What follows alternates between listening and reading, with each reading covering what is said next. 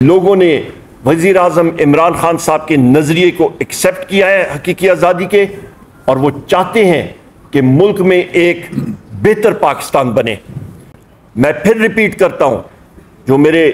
Colleague ने और chairman Pakistan Tehreek इंसाफ ने भी बात की कि इस मामले का सिंपल हल जो कमिश्नर रावलपिंडी ने कहा,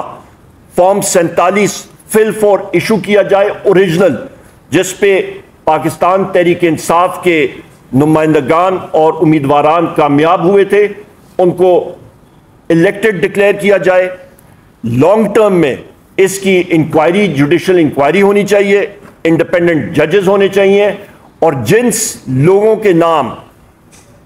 कमिश्नर रावलपिंडी में लिए हैं वो इस इंक्वायरी का कतई किसी किस्म का हिस्सा नहीं बनना चाहिए। हम लोग चीफ जस्टिस पाकिस्तान से भी गुजारिश करेंगे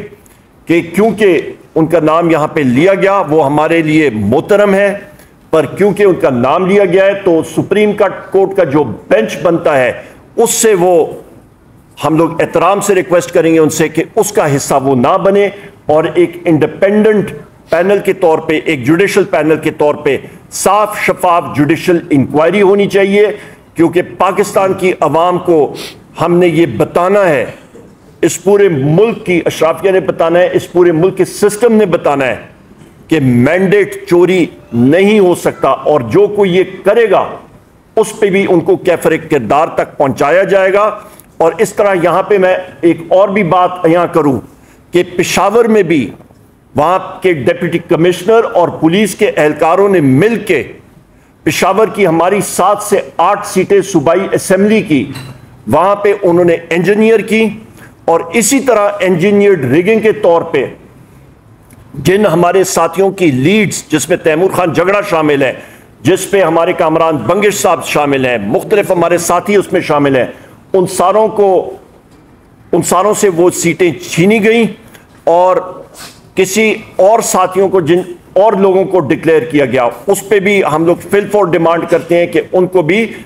विनर डिक्लेयर किया जाए जिनका असली हक है और जिनको मैंडेट मिला था। ये हमारी चंद गुजारिशात थी, और मैं एक बार फिर आप सब साथियों का तहे दिल से शुक्रगुजार हूं, और इंशाअल्लाह ताला आखिर में मैं कहूंगा कि हम सब प्राइम मिनिस्टर इमरान खान साहब के वर्कर्स हैं, और वो असली वजीर आजम हैं जो कि अवाम की दिलों पे राज करते हैं। बहुत शुक्रिया। जो पार्टियां इस रिगिंग या इस धांधली के प्रोसेस की बेनिफिशरीज हैं, वो आपस में इस वक्त गुथम गुथा हो गई हैं, जिसमें पाकिस्तान मुस्लिम लीग नून और पाकिस्तान पीपल्स पार्टी शामिल हैं। आपस में उनका बेतहाशा ट्रस्ट डेफिसिट है, और वो एक दूसरे को देख रहे हैं कि कौन किसकी पीठ में पहले खंजर खोपता है। इसके साथ साथ मैं ये भी बात करता चलूं कि मौलाना फजलुर रहमान साहब ने भी उसी बात की अभी इंकशाफ और इंडोर्समेंट की है जो कि वजीर आजम इमरान खान साहब ने पहले की थी, कि ये vote of no confidence Pakistan Tehreek Insaf के खिलाफ एक इंजीनियर्ड प्रोसेस था, और उसका इंकशाफ उन्होंने खुद किया। मुख्तलिफ लोग अभी सामने आ रहे हैं, अल्लाह अल हक है, और ये चीज़ अल्लाह ताला लोगों की ज़बान से, हमारे मुखालिफिन की ज़बान से खुद बुलवा रहे हैं। ये सबसे बड़ी इंडोर्समेंट है।